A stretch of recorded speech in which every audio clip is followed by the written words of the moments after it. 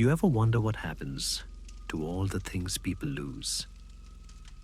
The suitcases that never make it off the plane, the ones no one ever comes to claim. Most of them end up in a warehouse somewhere waiting to be sorted, sold, or thrown away. I used to work in one of those places.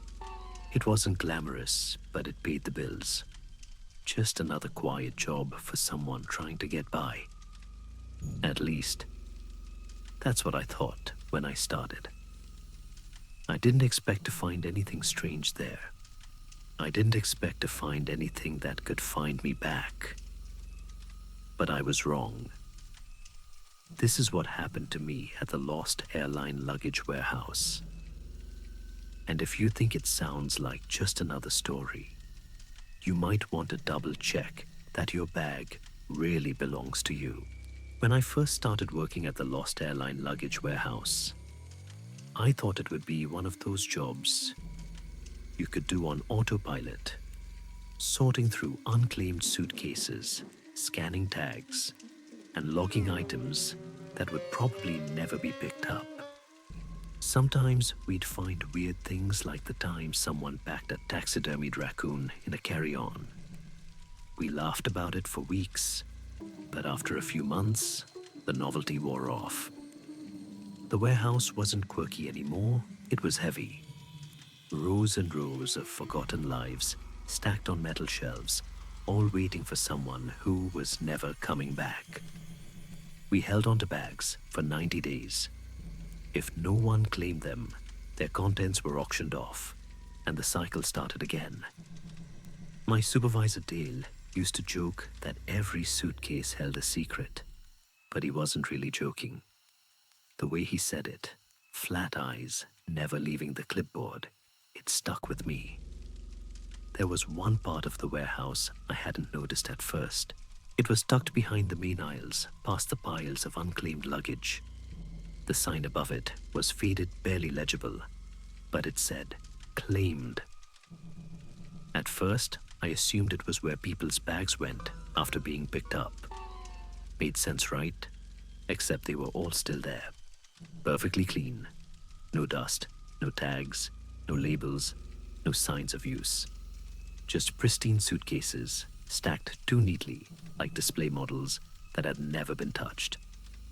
I didn't think much of it until I realized something strange. Those bags didn't appear anywhere in the system logs. It was like they didn't exist. One night during inventory, I asked Dale about it. I tried to sound casual. "What's the deal with the claimed section?" He didn't even look up from his clipboard. "Some things are better left alone," he muttered, and immediately changed the subject. That should have been the end of it.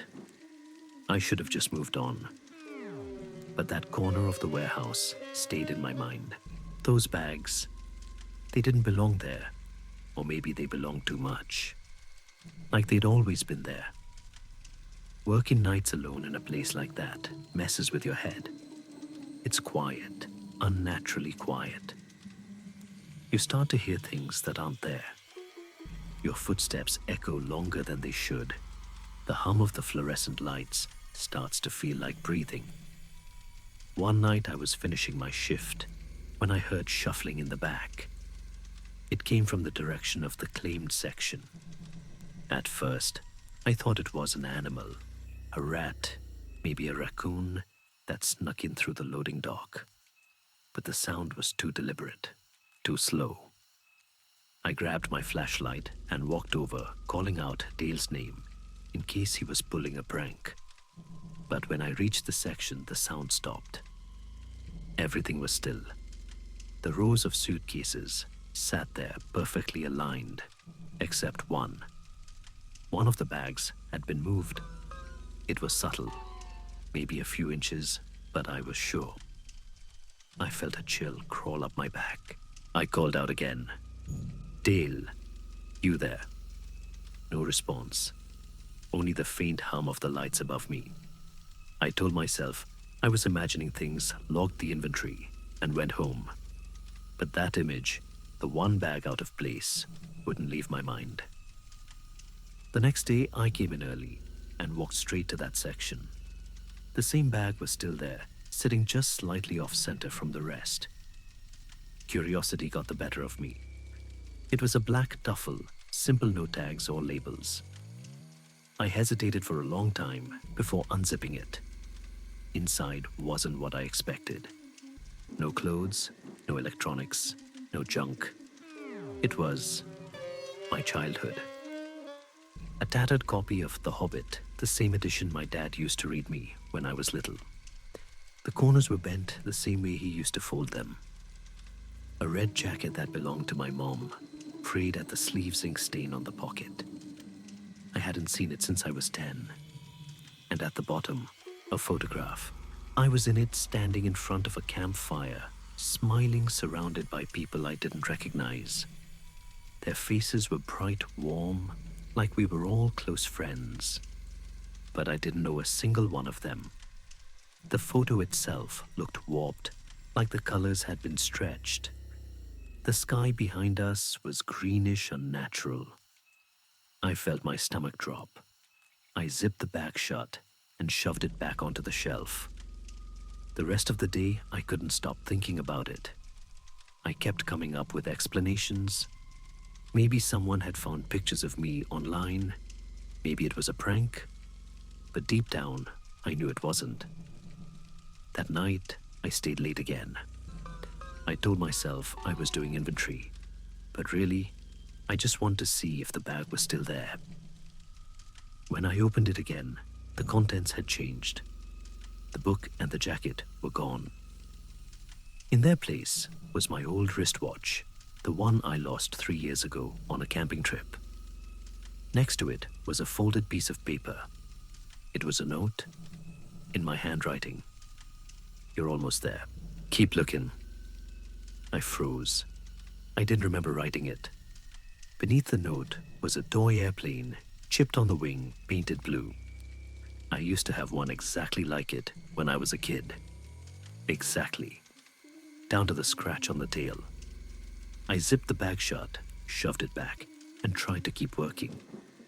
But my hands wouldn't stop shaking. The next morning, Dale was different. Nervous, avoiding eye contact. I caught him whispering into his phone near the break room. I couldn't hear everything, but I swear he said, "Another one's getting close." When he saw me, he hung up fast, pretended like nothing happened. Other workers started acting strange too. One guy said he heard whispers when he walked past the claimed section, his own name over and over. He laughed it off, but he didn't come back after that shift. Then the dream started. In the first one, I was sitting at a dinner table with a family that felt familiar, though I'd never seen them before. We were laughing, talking, passing dishes around. I woke up crying for no reason I could understand. The next night, I dreamed I was standing in a church wearing a tuxedo, holding a woman's hand. I couldn't see her face, but I knew her. I felt love for her. Real aching love. When I woke up, my chest hurt like I'd lost someone I'd never met. Each night after that, the dreams changed. New memories that didn't belong to me. A birthday I'd never had. A road trip I never took. But somehow they felt mine. I started losing track of what was real. The warehouse began to blur in my mind with those dreams. I needed answers. Late one night, I used Dale's computer. He wasn't great with passwords. He literally had them written on sticky notes under the monitor. I logged in and searched for records of the claim section. Nothing in the official files. But when I dug deeper, I found something. Names, hundreds of them. Former employees, frequent travelers, delivery drivers, all marked as unaccounted for, missing. And the dates? They didn't make sense. The system showed entries for weeks, even months, after they disappeared. Like someone or something was still tracking them. The next day, I confronted Dale. I waited until lunch cornered him by the vending machines. "What's going on with those bags?" I asked. He sighed, his shoulders slumping. He looked exhausted, defeated. "You weren't supposed to dig that deep," he said. "Those bags, they're not normal. They don't belong to anyone. Not really. They belong to the ones who've been taken. Taken by who, I asked, not who, he whispered. "What?" He leaned in closer. "They're anchors, tied to something else, somewhere else. Every time you open one, it pulls a little piece of you in. Memories, moments, parts of who you are. The more you interact, the harder it is to stay here. Eventually, you just go." His eyes darted toward the cameras, then back at me. "Whatever's in those bags, it's noticed you." That night, when I walked into the warehouse, a new bag sat in the claim section. Smaller than the rest, a carry-on. My name printed neatly on the tag. I froze. The air felt heavy. My stomach twisted into knots. The bag was locked, but I could hear something faint inside, a soft tapping. I waited until everyone was gone. Then I opened it. Inside wasn't fabric or metal. It was a surface shimmering like liquid glass. I leaned closer. My reflection stared back at me. Except it wasn't me. He looked older, tired. There was no scar on his chin, the one I'd had since middle school. The surface rippled. I felt a pull, like gravity reversing. My legs wouldn't move. The world blurred and I fell forward. When I stood up, the warehouse looked the same but wrong. The lights flickered, buzzing like flies trapped in glass. The air was thick, damp, and the silence wasn't silence. It was the absence of sound itself. The claim section stretched endlessly, rows upon rows of bags, some twitching slightly like breathing things. And then I saw him. Me. He stepped from the shadows, older, thinner eyes hollow. His voice cracked when he spoke. "You shouldn't have opened it," he said. "You need to leave. Now." "What is this?" I asked. "Who are you?" "I'm you," he said. "Or I was. If you don't leave, you'll become me." He talked fast, panicked. "The bags, they're markers. If you open yours, you're bound to this place. You'll lose everything. Your life, your memories. You'll become a part of it." Shapes began to emerge from the aisles. Figures, barely human, made of smoke and shadow.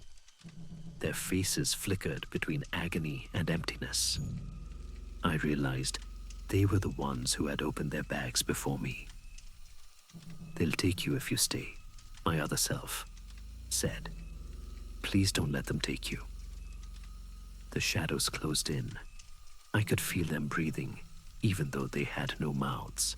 My double reached into his bag and pulled out a fragment of that liquid mirror. "This is your way out," he said. "Use it. Don't look back." I hesitated, frozen in fear. The figures reached for him first. He screamed, shoving the mirror toward me. I grabbed it, and everything dissolved. When I opened my eyes, I was back, lying on the cold concrete floor of the real warehouse. The bag was sealed again, just sitting there. I ran. Didn't even clock out. Just left. But when I came back the next morning, because of course I did, something was wrong. My mug was gone from the break room. In my locker, the photos of my niece and nephew were missing. In their place were things I didn't recognize. A pair of sunglasses, car keys I didn't own. When I asked Dale about it, he looked confused. "You new here?" he asked. "You're supposed to be on second shift." He didn't remember me at all. And the claim section, my bag was gone. I told myself I was done. I quit that day. But the bags didn't quit me. The first one showed up in my car sitting on the passenger seat. Then one outside my apartment door. Always clean, always humming that faint static. I stopped touching them. I stopped looking. But sometimes, late at night, I hear tapping from the closet. The same steady rhythm, like someone knocking from inside a box. Every now and then, I dream of that place again. Endless aisles of bags. The other me, still there, watching, waiting. I don't know if I ever really left. If you ever lose your luggage, pray it stays lost. And if one day you see a bag with your name on it, don't open it, not even once. People ask me sometimes if I ever went back. The truth is, I never left, not completely. You don't just walk away from something like that. You carry it. It's in every quiet moment, every shadow that lingers too long, every knock you hear when no one's there. I still see the bags sometimes, in parking lots, on park benches, once even in my own hallway. Always clean, always waiting. I used to think I was being haunted. Now I'm starting to wonder if I'm the one haunting them. So if you're listening to this and you ever lose your luggage, pray it stays lost. Because some things once found don't ever let go.